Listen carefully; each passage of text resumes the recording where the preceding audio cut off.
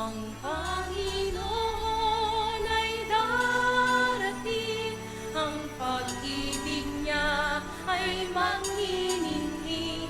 Sa harap ng altar, kami lumalapit, umaawit ng masayang papuri. Buksan ang kandila ng buhay, ang liwanag sa paghihintay. Sa pagdating ni Jesus, naway pagpalain, ito ang aming dalangin. Ang Panginoon ay darating, ang pag-ibig niya ay magniningning. Sa harap ng altar, kami lumalapit, umaawit ng masaya papuri. Ang pag-ibig niya ay magniningning. Sa harap ng altar, kami lumalapit, umaawit ng masayang papuri. Sa harap ng altar, kami lumalapit, umaawit ng masayang papuri. Sa ngalan ng Ama, ng Anak, at ng Espiritu Santo, Amen. sumainyo ang Panginoon. At sumaiyo rin. Mga kapatid, tayo ay nasa pangsyam at huling araw na ng ating simbang gabi o Misa de Gallo. Tayo ay nagpapasalamat sa Diyos dahil tayo'y pinalakas niya sa siyam na araw na nagpupuyat, sa siyam na araw na nananalangin at nagpupuri sa Kanya. Dito sa simbang gabi, sinagot na ba ng Diyos ang iyong panalangin? O hanggang ngayon, ikaw pa rin ay naghihintay sa iyong pinagdarasal sa Diyos? Dito sa siyam na araw na pagsisimbang gabi, lumakas ba ang iyong loob? O nananatili ka pa ring natatakot? Dito sa siyam na araw ng simbang gabi, nawala ba ang iyong problema? Nasagot ba ang iyong suliranin? O nananatili pa rin ang iyong pagsubok? Kapatid, ano man ang nangyari sa siyam na gabi o siyam na araw ng ating paghahanda, manatili pa rin tayong magpasalamat at nagpupuri sa Diyos. Dahil ang Diyos ay nananatiling tapat, mabuti, at mapagmahal. At hindi kinakalimutan ng Diyos ang kanyang pangako sa atin. Para tayo ay maging karapat-dapat muli na makinabang sa mga banal na misteryo.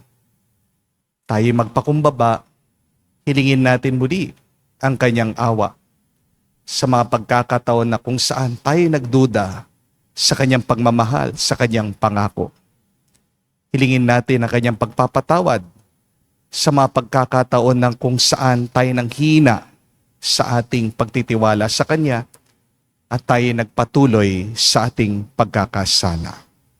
Sabihin natin, inaamin ko Sa makapangyarihang Diyos at sa inyo mga kapatid, na lubha akong nagkasala sa isip, sa salita, sa gawa, sa aking pagkukulang. Kaya isinasamo ko sa mahal na Birhen Maria, sa lahat ng mga anghel at mga banal, at sa inyo mga kapatid na ako'y ipanalangin sa Panginoong ating Diyos.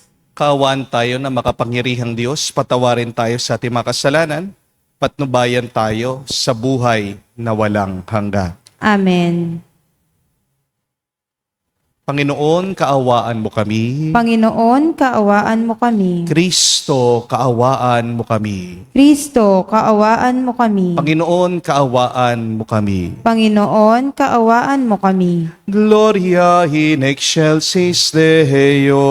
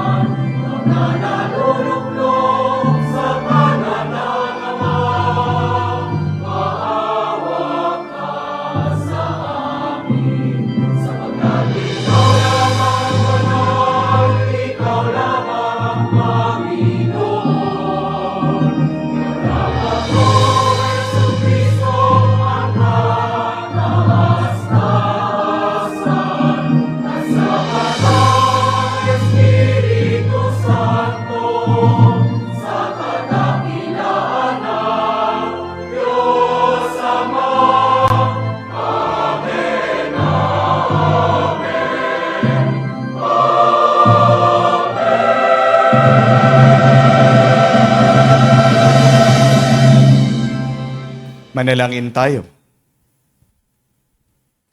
Panginoong Yesus, dumating ka nawa at huwag nang magluwat. Sa mga nagtitiwala sa iyong pag-ibig na matapat, makapagbigay galak nawa ang iyong pagparito kasama ng Ama at ng Espiritu Santo, magpa sa walang hanggan. Amen.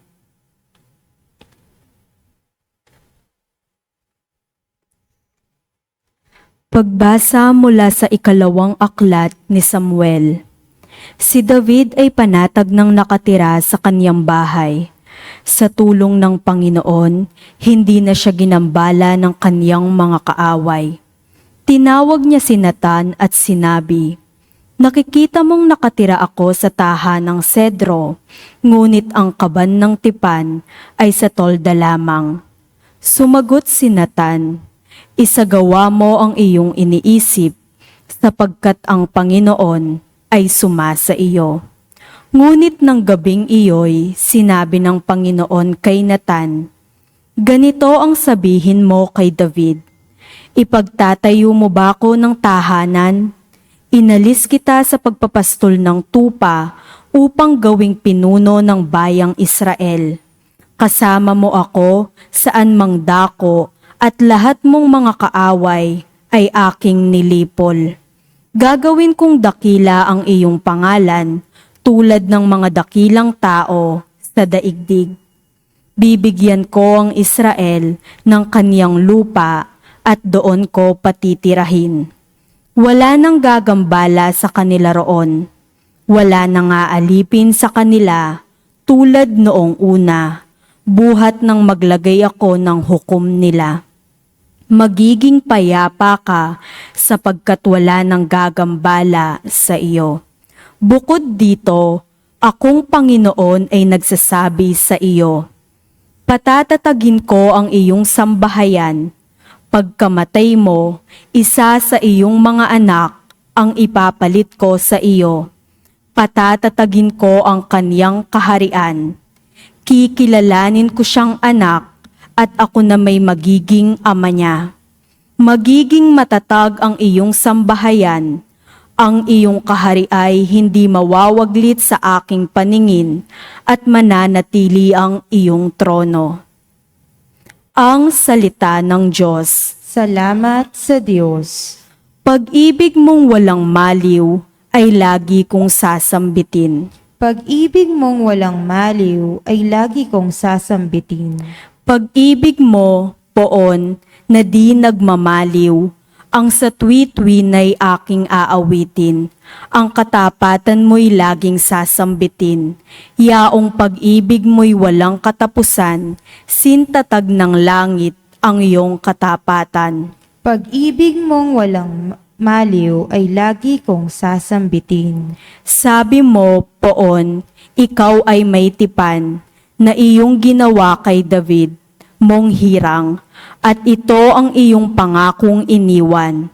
Isa sa lahi mo'y laging maghahari, ang kaharian mo ay mamamalagi. Pag-ibig mong walang maliw ay lagi kong sasambitin. Gagawin ko siyang anak na panganay, mataas na hari nitong daigdigan. Laging maghahari ang isa niyang angkan, sintatag ng langit, yaong kaharian. Pag-ibig mong walang maliw ay lagi kong sasambitin.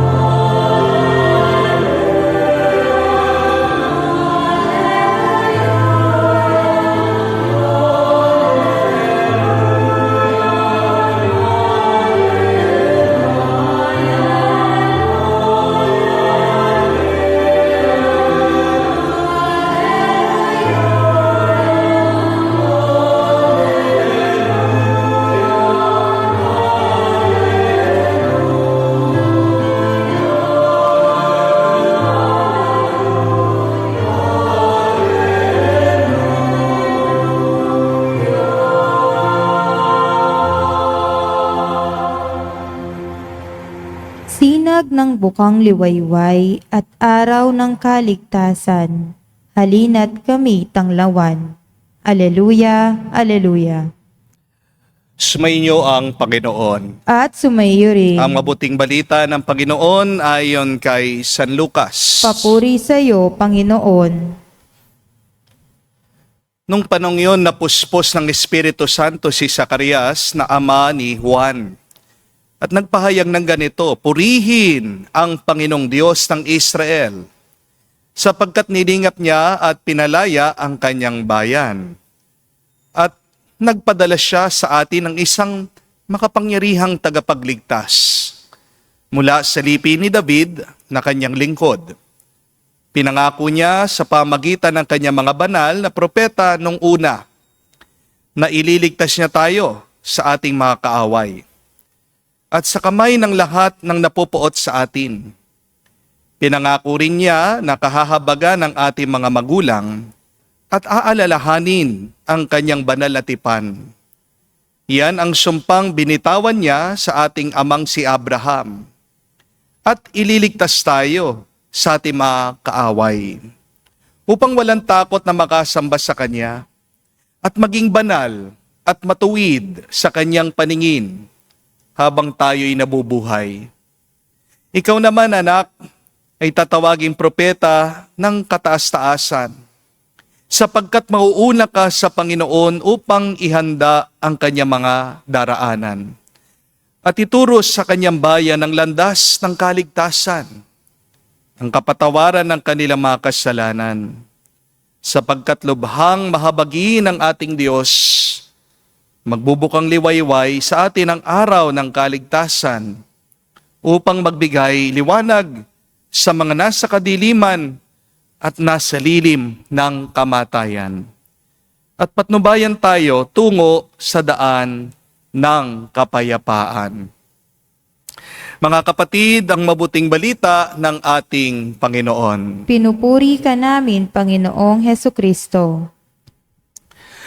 Magandang araw po muli sa inyong lahat. Welcome po sa ating panghuling araw ng ating simbang gabi. Meron pong mga nagtatanong, Father, bakit 9 na araw dapat ang simbang gabi? Hindi po ba pwedeng 7 araw lang? O kaya 3 araw lang para mabilis? Bakit kailangan 9 na araw ang simbang gabi? Bakit kailangan nating magpagod, magsakripisyo, magising ng madaling araw? Kasi ang 9 na araw ay nagsisimbolo po sa 9 na buwan na kung saan ang ating Panginoong Hesukristo ay nasa sinapupunan ng ating mahal na ina. Di ba nangangailangan po ng 9 na buwan para ang sanggol ay mabuo at isilang mula sa kanyang ina? Kaya nga po, sinasabi ko sa mga nagsisimbang gabi, sa aking mga parokyanos, kung uumpisahan nyo, dapat tapusin nyo. Kasi kung kulang ang iyong simbang gabi, ano pong mangyayari sa bata pag kulang po ang buwan? Pag lumabas dyan, ito po ay premature. Di po ba? Kaya nga, kung ikaw ay nagsimbang gabi, kulang 5, 6 o 7, ano po mangyayari? Premature na lalabas si Kristo sa buhay mo. Di po ba? Congratulations po doon sa mga nakakumpleto ng 9 na araw ng ating simbang gabi. Alam ko po, meron kayong mga wish. Pero alam niyo, ang pinakamalaking grasya ng simbang gabi ay yung maranasan mo ang Panginoong Hesukristo. Ay yung isilang si Jesus sa iyong puso. Dahil pagbuhay ang Panginoon sa iyong loob, kahit na anong problema, kahit na anong pagsubok, makakayanan mo. Di po ba? Walang kwenta yung iyong pera. Pero kung meron ka namang pagsubok, hindi ka maliligtas niyan. Amen? Kahit na ikaw ay may kapangyarihan, kung ikaw naman ay may sakit, hindi ka mapapagaling ng iyong kapangyarihan. Hindi po ang pera, kayamanan, kapangyarihan, kasikatan, koneksyon ang magliligtas sa atin, kung hindi ang ating Panginoong Hesukristo. Harinawa sa inyo pong pagsisimbang gabi, makatulong sa inyo para mapalakas ang inyong loob, para malampasan niyo ang inyong mga pagsubok, para maharapan niyo ang inyong mga problema. Sa inyo pong mga nakakumpleto na 9 na araw ng simbang gabi, congratulations po. Para naman po dun sa mga hindi nakakumpleto ng siyam na simbang gabi, try again next year. Amen? Meron pong isang napakagandang kwento tungkol po sa isang magsasaka. Isang araw, siya po ay naglalakad. Sa kanyang paglalakad, may nakita po siyang isang pari nasa labas ng kanyang simbahan. May hawak-hawak pong kabayo. Nilapitan po ng magsasaka at tinanong ang pari, "Father, anong ginagawa niyo sa inyong kabayo?" At sabi niya, "Binebenta ko na." At pagkamura-mura po ng benta niya sa kanyang kabayo. At nagtatanong naman, "Father, bakit ang mura naman ang benta niyo sa inyong kabayo?" At sabi nitong pari, kasi dalawa lang yung alam na utos nitong aking kabayo. Stop and go. At para makatakbo, para mapahinto itong kabayo, kailangan gumamit ka muna ng religious words. Nagtataka po itong magsasaka. Ano pong ibig niyo sabihin? Dahil pari ako, tinuruan ko itong aking kabayo. Kung gusto mong lumakad itong aking kabayo, dapat sabihin mo, Alleluia! Pero para huminto naman siya, kailangan sabihan mo, Amen. So sinubukan po nila itong kabayo. Sumakay po yung magsasaka at sinabihan na magsasaka yung kabayo. Alleluia! Aba, gumalaw po, naglakad ito pong kabayo. At sinabihan po na magsasaka yung kanyang kabayo. Amen. Bigla po huminto. Sinubukan po ulit ng magsasaka. Dinoble po niya yung Alleluia. Alleluia! Alleluia! Di lang po naglakad. Bumilis! Tumatakbo na po. Sinabi po ng magsasaka, Amen. Bumagal. Amen. Huminto. Na-impress po tong magsasaka. Dahil ito pong kabayo ay kakaiba. Kaya binili po niya agad sa pari. Sa pag-uwi po nito pong magsasaka, todo po siya, Alleluia! Alleluia! Bilis po nitong kabayo na kanyang sakay-sakay. Hanggang hindi po napansin nitong magsasaka, paparating na po siya, padiretso siya dun sa bangin. Kaya nagpanik ito pong magsasaka. Nakalimutan niya tuloy kung ano yung command, yung utos, yung salita para mapahinto niya yung kanyang kabayo. Kaya sinubukan po niya lahat ng mga dasal at panalangin. Sabi po na magsasaka, Aba, Ginong Maria! Ayaw pa rin po, matulin pa rin ang takbo nung kabayo. Sabi po na magsasaka, luwalhati sa Ama. Wala pa rin po, hindi nakikinig yung kabayo. Sabi po na magsasaka, I believe in God.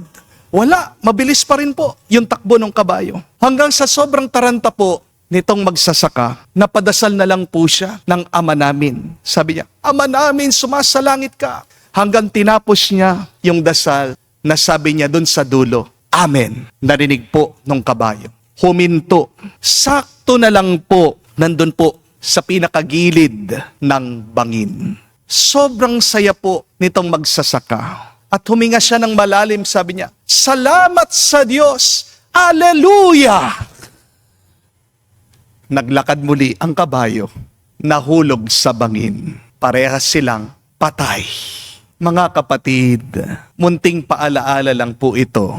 Hindi naman lahat ay dapat nating sabihin. At hindi sa lahat ng oras ay dapat meron tayong salita. Amen? Life teaches us not everything should be said.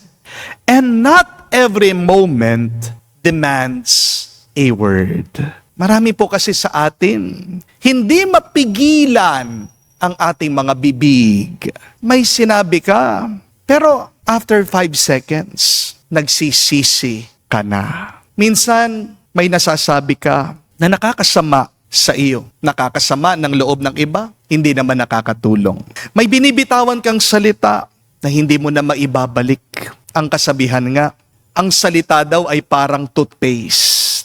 Kapag lumabas, hindi mo na maibabalik dun sa lalagyanan. Di po ba? Kaya nga, gusto ko din yung napakaganda pong quotation. It says that you should only open your mouth when what you're going to say is more beautiful than silence. Dapat lamang buksan mo ang iyong bibig kung ang sasabihin mo ay mas maganda pa kesa sa katahimikan. Kasi maliit lang po ang salita, pero napakalaki ng epekto nito. Di po ba? Ang salita ay pwedeng maghilom, pero ang salita nakakasira. nakakapatay din po. Sa salita, pwede tayong magpatawad, magkasundo ang mga tao. Pero minsan sa isang salita lang, yan ang mitya, pinagmumulan ng gera. Ang sabi nga po ng libro ng Kawikaan or the Book of Proverbs, sa dila nakasalalay ang kapangyarihan ng buhay at kamatayan. Kaya nga po, napakagandang halimbawa si Zacarias sa atin sa kung paano tayo dapat mangusap at magsalita. Baka hindi niyo po napansin ito. Sa Ebanghelyo, si Zacarias ay tumahimik ng 9 na buwan. Kaya niyo yon? 9 months, hindi ka nagsasalita. Baka ang mga babae, mabaliw na. Hindi po ba? Pero pinatahimik siya ng Diyos para matuto siyang magsalita ng mabuti. Ang pananahimik po ni Zacarias ay hindi parusa, pero ito ay paghuhubog ng Diyos sa kanya. Remember that the silencing of Zacarias was not God's punishment to him. God was just forming him. God was just converting him. Sa matagal na panahon, nagsalita po si Zacarias mula sa kanyang takot. Pero sa pamagitan ng tulong ng Diyos, ngayon, nagsasalita na po si Zacarias mula sa kanyang pananampalataya. Kung ngayon, nabuksan na ang bibig ni Zacarias, ano na po ang ating narinig? Hindi po ito reklamo, hindi po ito pag-aalala, hindi rin po ito tanong, hindi ito galit, kung hindi papuri at walhati sa Diyos. At ang sabi po ni Zacarias, "Blessed be the Lord, the God of Israel." Wow! Isipin niyo po yon. Pagkatapos ng matagal na katahimikan, ang unang salita na lumabas sa kanya ay pagsamba at pagpupuri sa Diyos. Yan po ang nagagawa ng katahimikan sa atin. Ginagawang banal ang ating mga salita. Ginagawang handa ang ating mga puso. At nililinis nito ang ating mga kaluluwa. Don't forget that, my dear friends, that silence makes your words holy. Silence makes your heart ready. And silence cleans your soul. Maganda pong itanong ito. Kapag binubuksan ko ang aking bibig, ano ang lumalabas? Kagandahan ba o kapangitan? Pagpapagaling ba o paninira? Pagpapakalma ba o pag-aaway? Pag-asa ba o reklamo? Pagpapala ba o panlalait? Sana tularan po natin si Zacarias. Ang mga salita ay dapat manggaling sa pusong nananalangin. At para maganda na lumabas ang iyong mga salita, kailangan muna nitong dumaan sa katahimikan.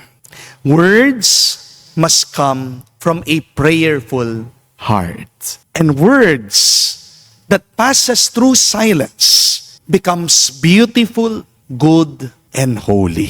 Because when silence forms you, praise comes out of you. Tandaan niyo po, ang taong hindi nagdarasal, ang taong hindi nagsusuri sa kanyang sarili, ang taong hindi nananahimik, ay taong walang nasasabing mabuti.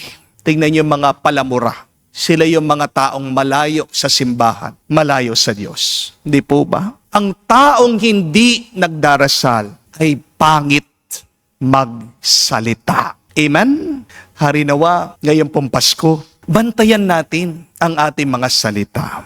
Alam niyo po, may common sickness tayo tuwing Pasko. Yan yung Paskong reklamo. Ano po yun? Paskong reklamo. Reklamo na tayong reklamo. Ang saya-saya po ng panahon ng Pasko. Di po ba? Reklamo natin sa daan. Napaka-traffic naman. Reklamo natin pagpunta natin sa mall. Ano ba yan? Ang haba ng pila. Ang dami ng mga tao. Reklamo po natin kapag tayo nasa grocery. Ang mahal naman ng bilihin. Reklamo natin pag tayo nasa simbahan. Ang init naman. Bakit walang parking? Nakakaantok naman ang pare. Minsan, ikaw na nga ang binigyan ng regalo. Aba, sasabihin mo pa pagkabukas mo nito, ang cheap naman ang binigay. Kahit naman ako, mabibili ko ito eh. Pagkamura-mura naman ang binigay sa akin, ikaw na nga yung niyaya sa reunion. Pagkatapos, sasabihin mo pa, hindi masarap ang pagkain. Minsan, ikaw na nga ang binigyan ng aginaldo. Sasabihin mo pa, ang liit naman ng binigay, napakakuripot naman na nagbibigay. 50 pesos. Bakit hindi niya dinagdagan? Mga kapatid, tandaan niyo po, kung wala din kayong mabuting sasabihin, mas magandang tumahimik ka na lang. Amen?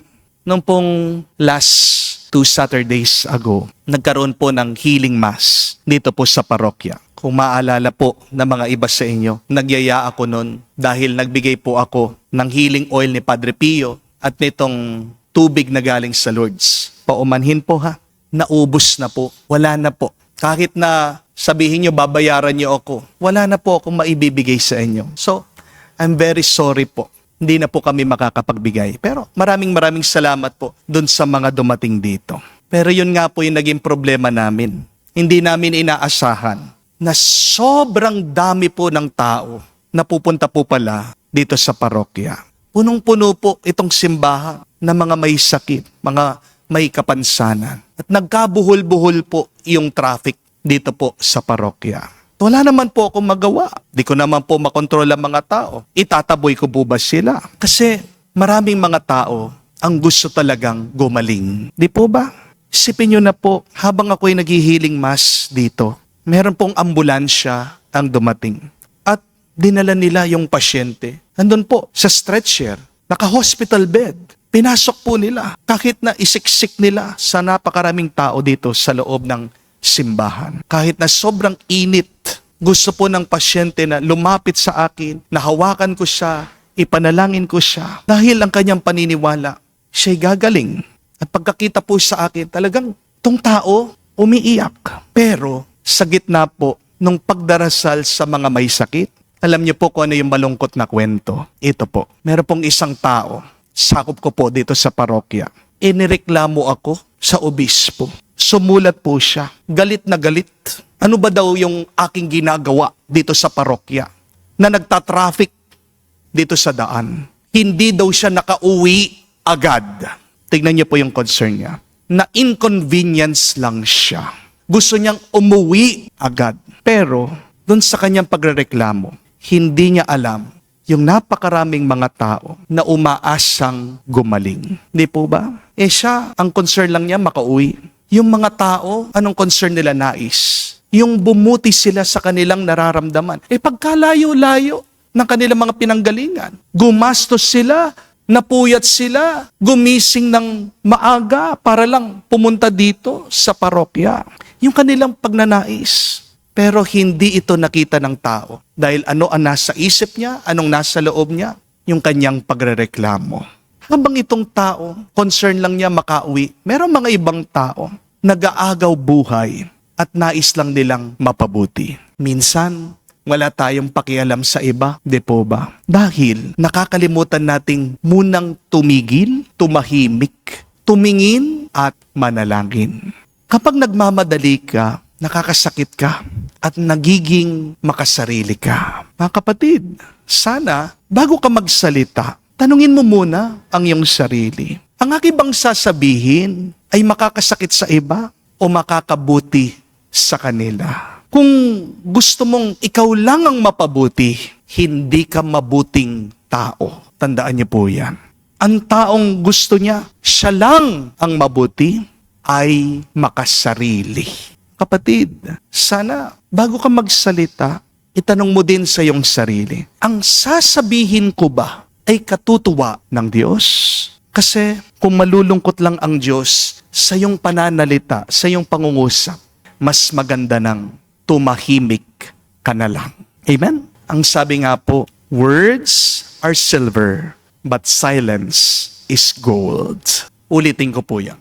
Words are silver, but silence is gold. Sana kung magsasalita ka man, lagi ka lang magpasalamat at magpuri sa Diyos. Kamukha ni Zacarias. Mga kapatid, ngayong tinatapos na natin ang simbang gabi, manalangin po tayo na marinig ang papuri mula sa ating mga labi. Hayaan natin ang ating mga salita ang sumalamin sa ating pagsamba, sa ating pananampalataya sa Diyos. At ipahayag natin, gamit ang ating mga bibig, ang ating paniniwala, ang ating pananampalataya mula sa ating mga puso. At naway sa bawat salita na ating sasabihin, mas gumanda pa sa pamagitan ng ating pananahimik at pagdarasal. Let your words reflect your worship. Let your lips proclaim what your heart believes. And may every word that you speak be more beautiful by your silence. Sa inyo pong lahat, advance Merry Christmas po. At naway, palagi kayong pagpalain ng ating Panginoong Diyos. Amen. Tumayo po tayo. Habang malapit na nating ipagdiwang ang kaarawan ng Panginoon, buksan natin ang ating mga puso sa pasasalamat sa ganitong dakilang biyaya at sama-sama tayong manalangin. Ating sabihin, Panginoon, dinggin mo kami. Panginoon, dinggin mo kami. Halina, Panginoon, at puspusin mo ng iyong pagpapala ang buong simbahan, ang Santo Papa, at lahat ng mga relihiyosong pinuno namin. Manalangin tayo. Panginoon, dinggin mo kami. Halina, Panginoon, at gabayan mo ang mga pinuno namin sa politika at kultura upang maakay nila ang aming bayan tungo sa tapat na pakikipagtulungan at pagkakaisa. Manalangin tayo. Panginoon, dinggin mo kami. Halina, Panginoon, at ipagkaloob mo ang iyong kapayapaan sa mga bansang may digmaan, sa mga klase at pangkat na pinagwatak-watak ng kanilang mga hidwaan, sa mga mag-anak na nagkakalayo dahil sa selos, inggit at kawalan ng katapatan. Manalangin tayo. Panginoon, dinggin mo kami. Sa katahimikan po ng ating puso, banggitin din natin sa Diyos ang ating mga personal na pangangailangan. Halina, Panginoong Yesus, kailangan ka namin. Ikaw ang tangi naming pag-asa. Ikaw ang tangi naming tagapagligtas. Ikaw ang aming lahat. Ikaw na nabubuhay at nagahari nang walang hanggan. Amen.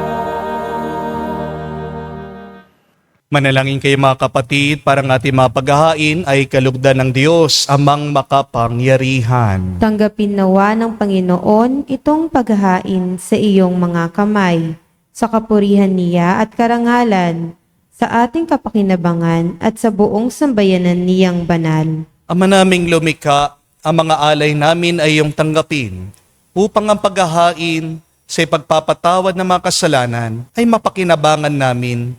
Pagindapati nawa ito na aming pananabikan ang pagdating ng iyong anak na may dalisay na kalooban sa pamagitan niya kasama ng Espiritu Santo magpa sa walang hanggan. Amen. Sumainyo ang Panginoon. At sumayo rin. Itaas sa Diyos sa inyong mga puso at diwa. Itinaas na namin sa Panginoon. Pasalamatan natin ang Panginoong ating Diyos. Marapat na siya ay pasalamatan. Ama naming makapangyarihan, tunay nga marapat ikaw ang aming pasalamatan. Sa pamagitan ni Jesucristo na aming Panginoon, ang pagsusugo mo sa Kanya ay pinapahayag ng lahat ng mga propeta.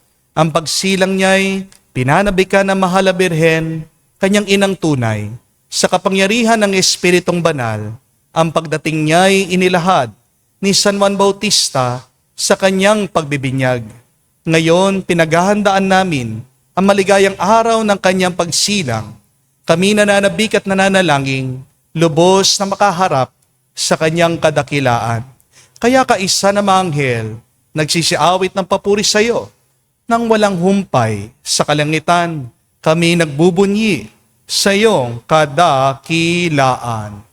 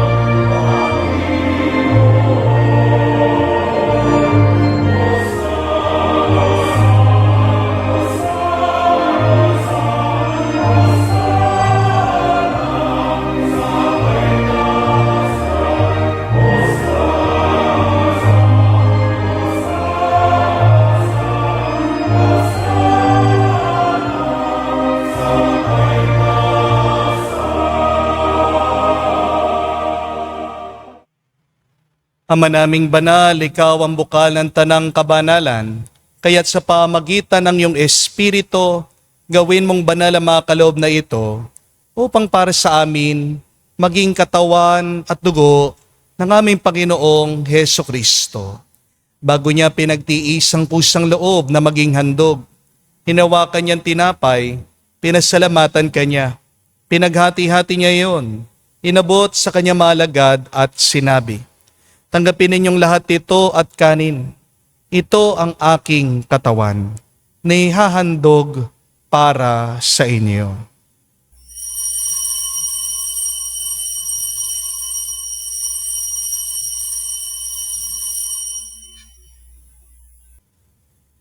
Gayon din naman na matapos ang hapunan, hinawakan niyang kalis. Muli kanyang pinasalamatan. Nabot niya ang kalis sa kanyang malagad at sinabi, tanggapin ninyong lahat ito at inumin. Ito ang kalis ng aking dugo, ng bago at walang hanggang tipan. Ang aking dugo na ibubuhos para sa inyo at para sa lahat, sa pagpapatawad ng mga kasalanan. Gawin ninyo ito sa pag-alaala sa akin.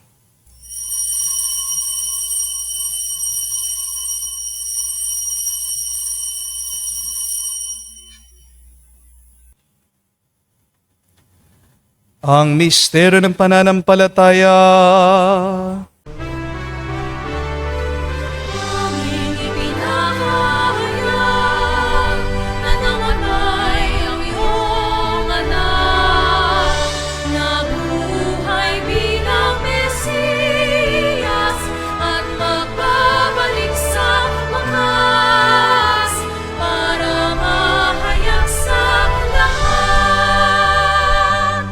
Ama, ginagawa namin ngayon ng pag-alaala sa pagkamatay muling pagkabuhay ng iyong anak. Kaya tinialay namin sa iyong tinapay nagbibigay buhay at ang kalis sa nagkakalob ng kaligtasan. Kami nagpapasalamat dahil kami yung minarapat na tumayo sa harap mo para maglingkod sa iyo. Sinasamo namin kami magsalo-salo sa katawan at dugo ni Kristo ay mabuklod sa pagkakaisa sa pamagitan ng Espiritu Santo. Ama, lingapin mong iyong simbahan, laganap sa buong digdig, puspusin mo kami sa pag-ibig. Kaisa ni Leon ng aming Santo Papa, Florentino, aming Arsobispo, at ng Tanang Kaparian. Alalahanin mo rin ang aming mga kapatid na nahimlay, may pag-asang sila'y muling mabubuhay. Ngayon din naman lahat ng mga pumanaw, kawan mo sila at patuloyin sa iyong kaliwanagan. Kawan mo at pagindapatin kaming lahat makasalo sa iyong buhay na walang wakas. Kaisa na mahal Birhen Maria, Ina ng Diyos, kaisa ni San Jose, ang kanyang maluwalhating esposo. Kaisa ng mga apostol, lahat ng mga banal, na namuhay dito sa daigdig, nakalugod-lugod sa iyo. May pagdiwang nawa namin ang pagpupuri sa kararangal mo sa pamagitan ng iyong anak, aming Panginoong Heso Kristo. Sa pamamagitan ni Kristo, kasama niya at sa Kaniya, ang lahat ng parangal at papuri ay sa iyo, Diyos Ama, makapangyarihan, kasama ng Espiritu Santo, magpasawalang hanggan. Amen. Amen.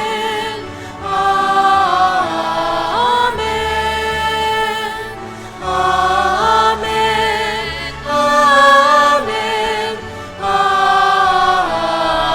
Amen. Sa nakagaling na utos sa turo ni Jesus sa Panginoon natin at Diyos, ipahayang natin ng lakas, loob.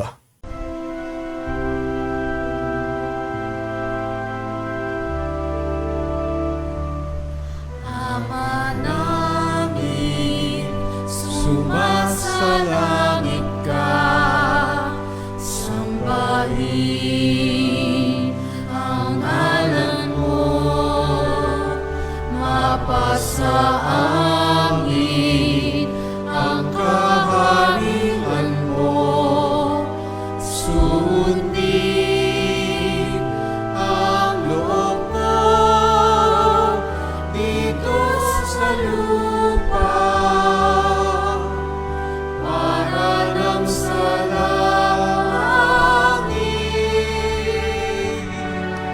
Bigyan mo kami ngayon ng aming kakanin sa araw-araw at patawarin mo kami sa aming mga sala para ng pagpapatawad namin sa nagkakasala sa amin. At huwag mo kaming ipahintulot sa tukso, at iadya mo kami sa lahat ng masama. Hiniling namin kami, Diyos, sa lahat ng masama, pagkalooban ng kapayapaan araw-araw. Ligtas sa kasalanan, nilayo sa lahat ng kapamakan. Samantalang aming pinanabikan ang dakilang araw ng pagpapahayag ng tagapagligtas naming si Heso Kristo. Sapagkat iyo ang kaharian at ang kapangyarihan at ang kapurihan magpakailanman. Amen. Panginoong Heso Kristo, sinabi mo sa mga apostol, kapayapaan ang iniwang ko sa inyo, ang aking kapayapaan binibigay ko sa inyo. Tungayan mo ang aming pananampalataya at huwag ang aming pagkakasala. Pagkalooban mo kami ng kapayapaan at pagkakaisa ayon sa iyong kalooban, kasama ng Espiritu Santo, magpa sa walang hanggan. Amen. Kapayapaan ng Panginoon ay laging sumainyo. At sumayo rin. Mabigayan po tayo ng kapayapaan sa bawat isa. Piso niyo po. Kapayapaan po sa inyong lahat.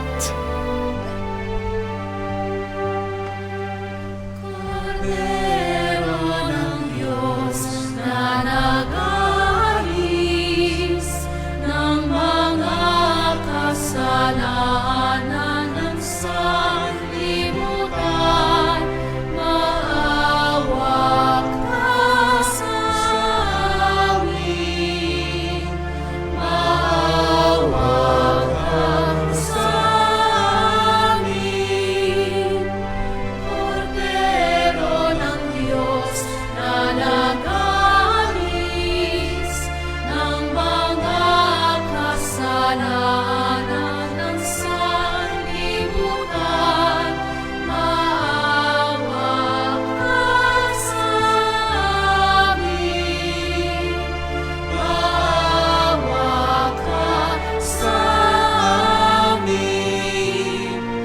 Kordero ng Diyos na nag-aalis ng mga kasalanan ng sanlibutan, ipagkaloob mo sa amin ang kapayapaan.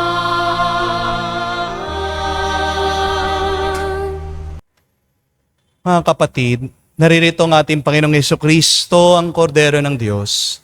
Siya nag-aalis sa mga kasalanan ng sanlibutan. Mapalad tayong lumalapit sa piging ng Kordero. Panginoon, hindi ako karapat-dapat na magpatuloy sa iyo. Ngunit sa isang salita mo lamang ay gagaling na ako.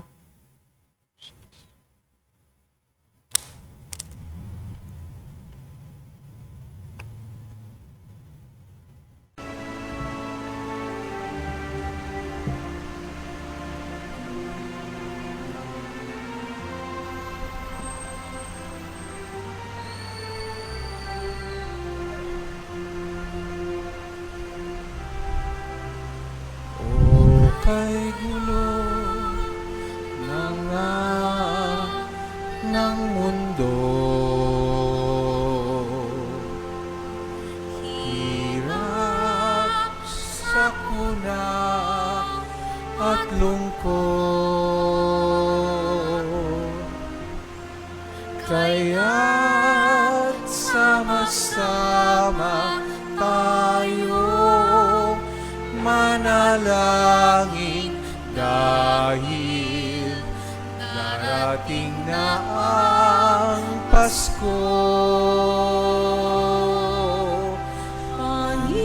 Panginoon, halina at pumarito ka.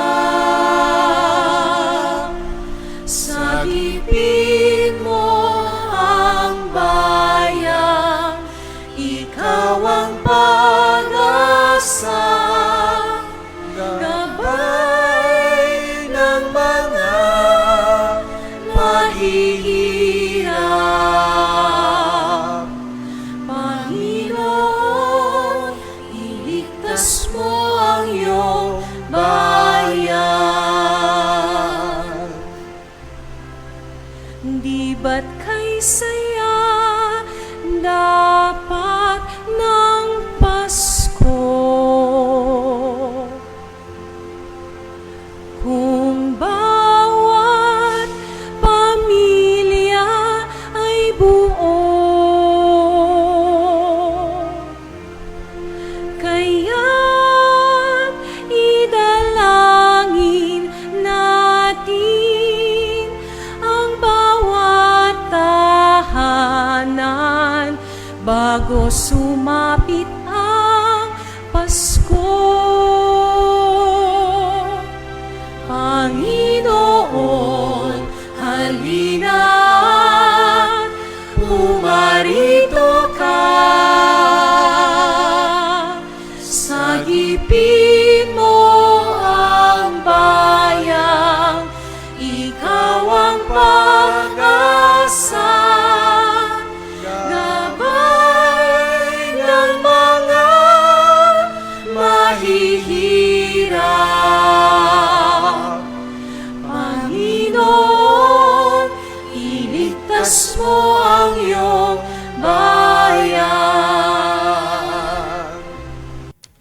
Manalangin tayo. Ama namin mapagmahal, ngayon na aming pinagsaluhan ang iyong piging na banal, amin naway mapakinabangan ang walang kupas na bigay, na walang maliw na pagsilang ng anak mong aming pinagdiriwang, sa pamagitan niya kasama ng Espiritu Santo, magpa sa walang hanggan. Amen. Maraming salamat po sa lahat ng sumuporta sa ating simbang gabi online. Dahil po sa inyo, tayo po ay muling nakatulong sa ating mga sinusuportahan na apostolate. Tayo po ay nakapagbigay ng 400 hams sa mga persons denied of liberty, PDL. Ibig po sabihin, yung mga nasa kulungan. Tayo din po ay nakapagbigay ng 100 ham sa mga matatanda doon po sa Home for the Aged, dito po nasakop ng ating diocese. At tayo din po ay nakapagbigay ng 100 ham sa mga children with disabilities, munting tahanan ng Nazareth, sakop din po ng ating archdiocese. 500 ham po ay naipamigay natin sa mga iba't ibang sakop natin dito na indigent. Maraming salamat po. Hindi po magiging posible ito kung hindi dahil sa inyong tulong at suporta. I hope and pray that the Lord continue to bless you and to keep you. At ang inyong po mga pinapadala na tulong, iniipon po namin, pampagawa po, construction, dito po sa ating parokya. Kung kayo po ay bibisita, meron na po mga side wings ang parokya. Kaya mas marami na po ang pwedeng makaupo. Hindi na po maaarawan, hindi na po mauulanan. At ang iba pong donation nyo ay iniipon din po namin para sa pagbibigay ng baon sa mga batang walang baon. Hopefully po by next year, madadagdagan po namin ang mga napapakain po namin ng mga bata na pumapasok na hindi pa po kumain. At dahil din po sa inyong tulong, madadagdagan din po namin ang mga scholars na ating pong tinutulungan. Half po ng kanilang matrikula, ang parokya po ang nagbabayad. Marami pong blessing na natatanggap ang parokya dahil po sa inyo. Ako po ay naniniwala na mas marami pang blessing na ipagkakalob ang Diyos sa inyo because God loves a cheerful giver. Amen? Congratulations po muli sa mga nakakumpleto ng simbang gabi. And I hope and pray that God will not only answer your prayers, but you may ultimately be the answered prayers of other people. To not only receive God's blessing, but be a blessing to other people. Sa pangsyam na araw po ng ating simbang gabi, tayo'y pinapaalalahanan ng Diyos na bago ka magsalita, kamukha ni Zacarias, tumahimik ka muna. Dahil ang mga salita na dumadaan sa pananahimik at pananalangin, lumalabas na mas mabuti at mas maganda. Iwasan po natin ang paskong reklamo. Bawal munang magreklamo. Because complaining is viral misery. Tandaan niyo po yan. Nakakasira ng okasyon ang pagreklamo. But rather than complaining, please be grateful. Ngayon pong huling araw, gusto ko pong gawin na assignment nyo. Kumuha kayo ng isang kapirasong papel, sumulat kayo ng 5 bagay na gusto nyong pasalamatan sa Diyos. Ito po sa nakalipas na 9 na araw, ano ang mga grasya na inyong natanggap sa Diyos? Write down the graces, the blessings that you want to thank the Lord. Ang blessing po ay hindi lang ang pera, ha? Meron pang higit na blessing kaysa sa kayamanan. Sulat niyo po yan. Lagay niyo sa ilalim ng inyong mga altar. At maniwala kayo, by next year, dodoblihin pa po ng Diyos yung mga blessing na pinapasalamatan niyo sa Panginoon. Tandaan niyo po, only open your mouth if what you're going to say is more beautiful than silence. Yes, words are silver, but silence is gold. Naway sa pagbukas ng iyong bibig, ang mamutawi lang ang marinig ay ang papuri at pasasalamat sa Diyos. At pag palagi ka nagpapasalamat sa Diyos, naririnig ka niya at mas pagpapalain ka pa niya. Hindi ka kaunti, kung hindi sobra-sobra. Sumainyo ang Panginoon. At sumayo rin. At kayo'y basbasan ng Diyos, makapangyarihan sa lahat. Sa ngalan ng Ama, ng Anak, ng Espiritu Santo. Amen. Ang ating misa ay natapos na. Pumayo kayo sa kapayapaan ni Kristo. Salamat sa Diyos.